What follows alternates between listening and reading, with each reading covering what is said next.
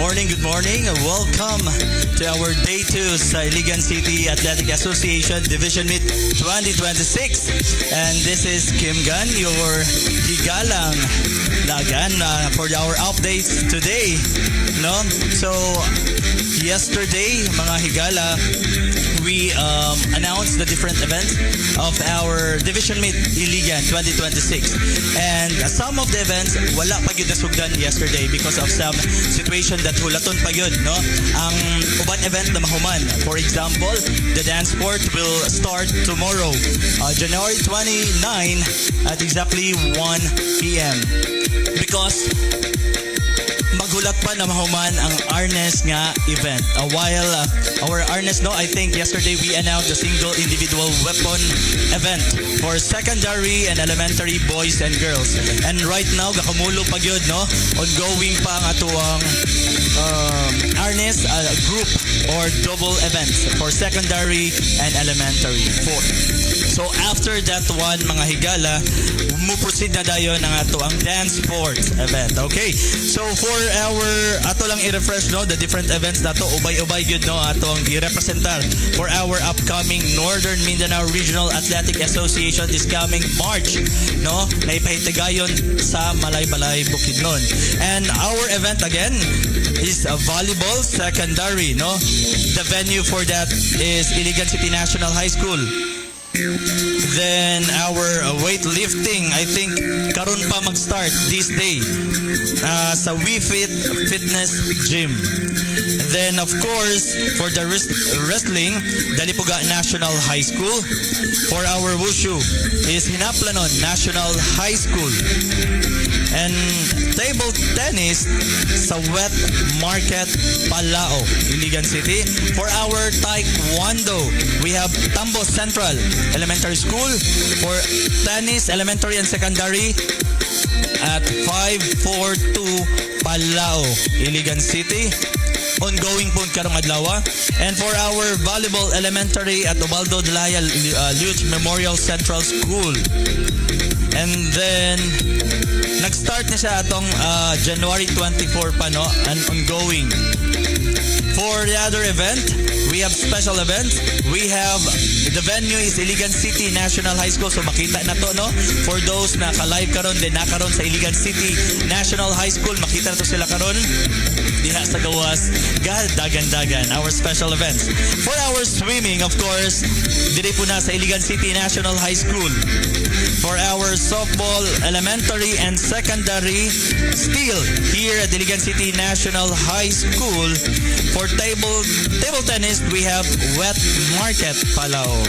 Ayun. So another is for the men's artistic gymnastics or gymnastics, we have at LaSalle Academy. So ang gibutang diri base akong record is Iligan City National High School Gym, but busy kayo atong gymnasium diri sa City High.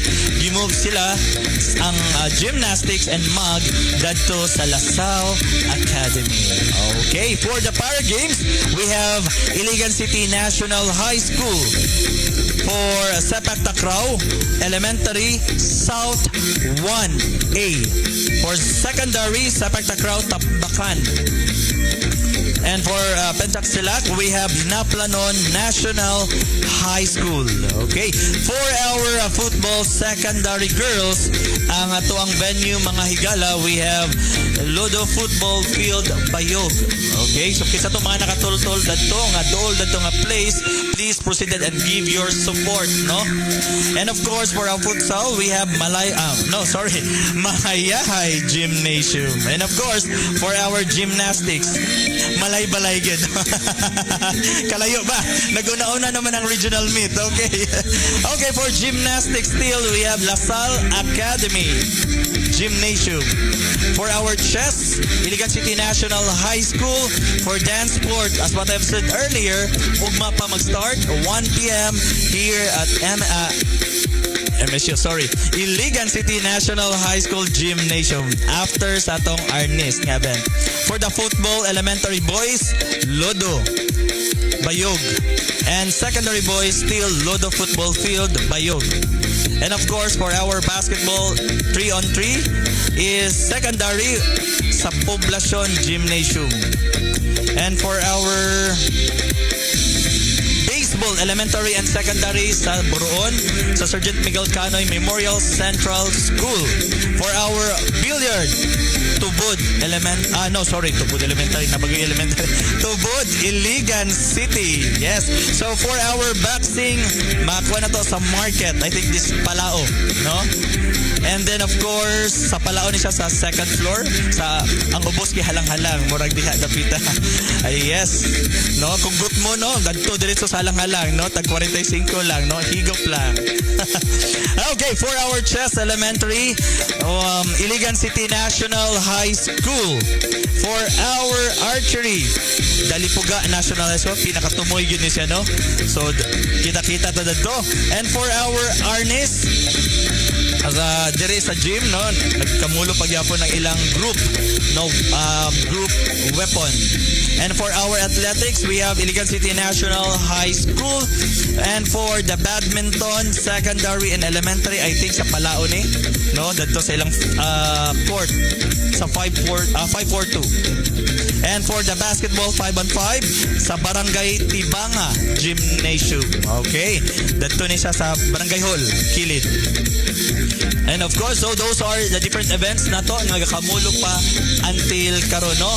We have a 5-day Tuesday to Friday, a Saturday event for this Iligan City Athletics Association or Division Meet 2026. No? For those naka-online karon, please click lang, no? Dili kay lisod. If you have data or if you have internet, just click the Radio City High and we will give you an update sa tanan mga nahitabo, no, tanan mga nakadaog the different event na to, because ang ato we have different district, no, nag-away-away for this matter to get that the gold medal para to represent our division Iligan City para sa Northern Mindanao Athletic Association.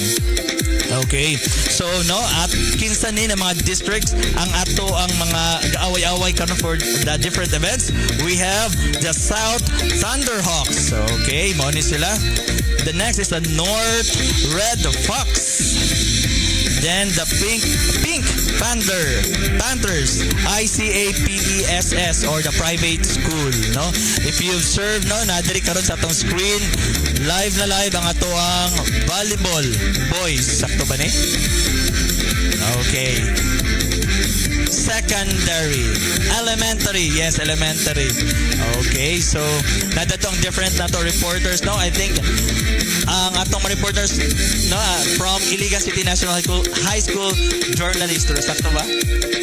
Or the different lahi-lahi nga mga lahi-lahi. Okay, so diverse good data, no?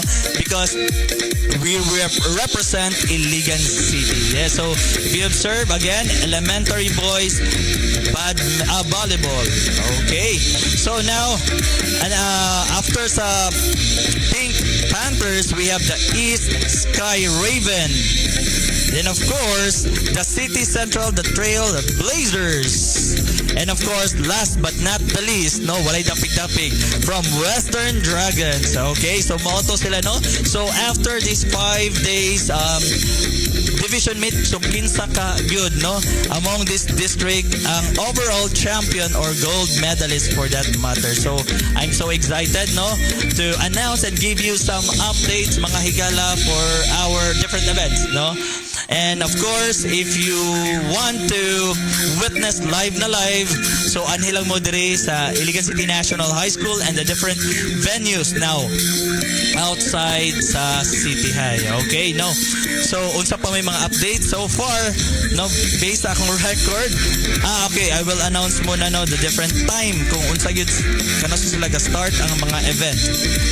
So as of 10:43 AM, no, ang nag-start yung karon nga nagdula Wushu, Sepak Takraw Elementary, weightlifting, no? Nag-start sila, I think wala pa day, 11 a.m. to 1 p.m.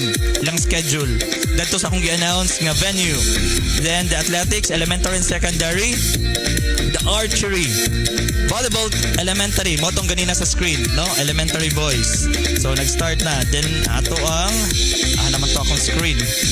Okay, so badminton, secondary and elementary mag-start 8 a.m. until 5 p.m. karon. So for those na yung mga klase, no, ilang mga classmates, so until 5 p.m. ang ato ang badminton, secondary and elementary. For sepak takraw, secondary, nag-start na. For boxing, secondary, 1 p.m. pa till 5 p.m. For swimming, elementary, secondary, boys and girls, nag-start na, I think, dito sa swimming pool, diri sa kilid, no, sa City High. Okay. So now for our basketball elementary, we have 3-on-3, secondary boys and girls, nag-start ganina 8 a.m. to 5 p.m. dito sa Tibanga Gymnasium sa Barangay Hall. Then lawn tennis, elementary, secondary, boys and girls, ganina nag-start 8 a.m. until 5 p.m. lang sa later. Then tong softball, elementary, secondary, 8 a.m. onward. So kung ang hataman, no, ang ilang games this day. For football, elementary, secondary, sayo kay sila nag-start 6:30 a.m. Ano man, kay Loy kay mga bata init, no? Mga pag-hato na lang mga sa tawagani na to, mga chitsunso gyud. So mga rejuvenating na to diyan, no, mga pang skin. So 6:30 a.m. gid sila nag-start kay init jud kay stand for yan. Then futsal, field preparation, and billiards, elementary and secondary, nag-start 7:30 a.m. ganina, mahuman sila 5 a.m. For boys and girls ni siya for billiards. For para games, athletics and swimming, nag-mention ako, nag-start na ganina. For our taekwondo, elementary, secondary event, nag-start ganina 7 a.m. till 5 p.m. later. For volleyball secondary, ongoing karon, no? If madunggan bas na ang tingog, no, gas sagit-sagit sa gawas ang atong volleyball girls, no. We have also chess, elementary and secondary, nag-start 7:30 a.m. to 5 p.m. no.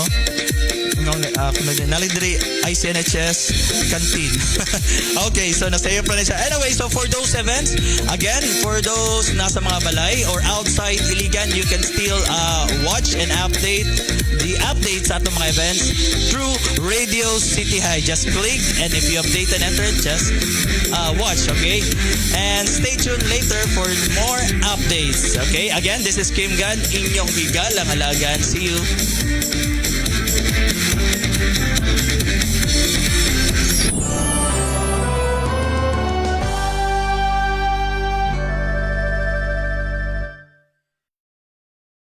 Ladies and gentlemen, in a few seconds, we will be live on live.